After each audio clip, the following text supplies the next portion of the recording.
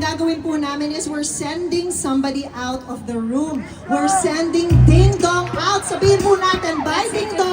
Bye, Ding Dong! Ayan. And whenever we send somebody out, it is because they have to guess a secret na alam natin lahat.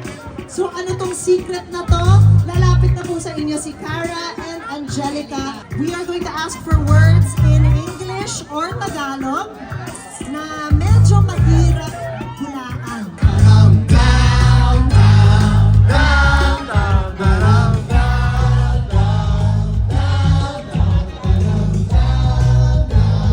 down, down, down. Itong dessert di nakakalungkot.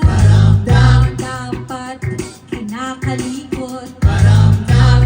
Ito marami talagang nalulungkot. Kaya kumain ka ng ipit ko lang.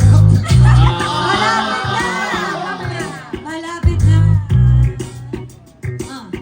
Down, down. Ang first word rhymes with kalikot. Down, down, It also rhymes with buntot. down, down. Down, down. Down, down. Down, down. Matamis ito at malambot. Down, down. Kaya ito ay iyong ikot-kot. Down, down. It's there. Down, down. Di mo ito malilimot. Down, down. Kasi parang sa ilong mo yung kinakot. Nakalikot. Down, down. Gets ko na nga yung part ng kinakalikot. Down, down. Hindi ko alam yung first part before nun. Down, down. Balik to nga ay kinakalikot. Down, down. Minsan gagamitan mo ng stick. Down, Down. Pili ko din na alam yung word. Dito. Down. Walang tulugan. Konti na lang, bukas na eh.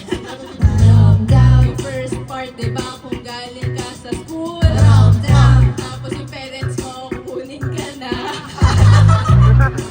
Tama, tama. Tama, tama, tama. Tapos ganito.